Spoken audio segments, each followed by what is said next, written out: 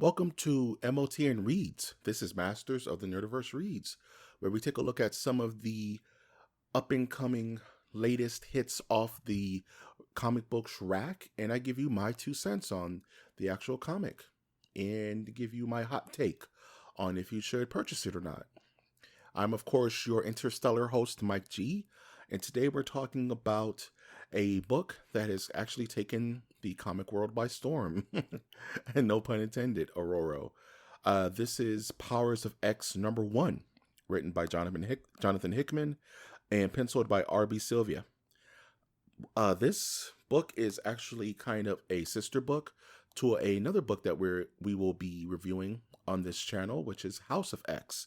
You kind of play off each other in a symbiotic relationship where House of X is more in regards to the current state of mutants and how they're affecting the world, versus Powers of X appears to be a overall study on mutant kind in their kind of rise to equality versus acceptance versus ascension. This book feels very tight, but also all over the place. I can't really go too deep into the book itself because I don't want to spoil anything. I will not spoil anything because I would recommend you to go out and pick up this book. What I will say is that this book is spanning time frames from the first year of the X-Men coming together to 1,000 years in the future, where it's a super future where things are starting to kind of play out to see where the end of the road is in regards to how far mutants have come in existence and where they've spanned across time and space. Jonathan Hickman is not playing, ladies and gentlemen.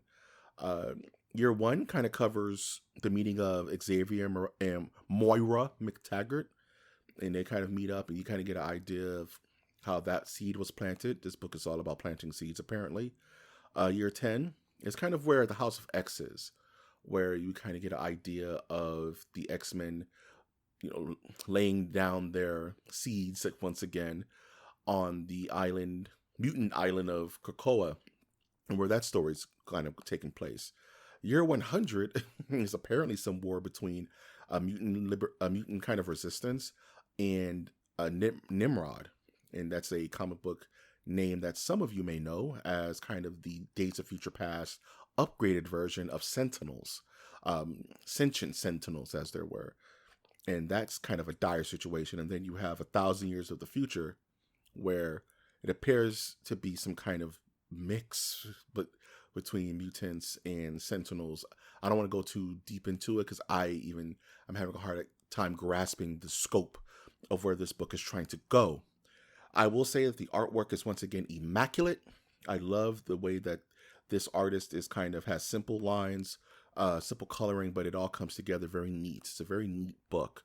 It's not too sharp and not too loose. I really like the coloring and the design and the characters. This book is for everyone, I would say. It's for people who aren't really that knowledgeable about X-Men lore, because you will see some familiar faces in this book that make you go, "Ooh, I know that person."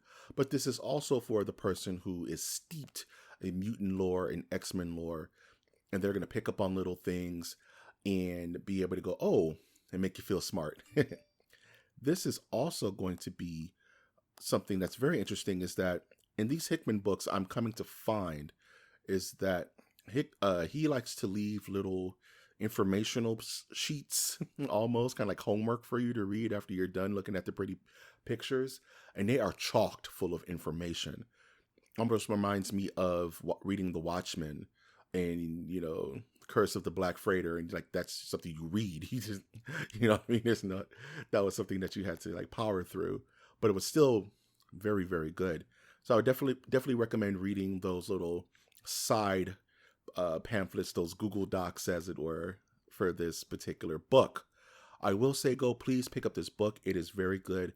I'm going to be following this series to the bitter end, however it may turn out, because Hickman has yet to disappoint me as a reader. And if you like this content, please support our channel here at YouTube/Masters the Nerdiverse Cast, where we're going to be posting more quick shot takes of these books for you to listen to and then hopefully inspire you to pick up the book yourself. Give it a read. I think you will enjoy it.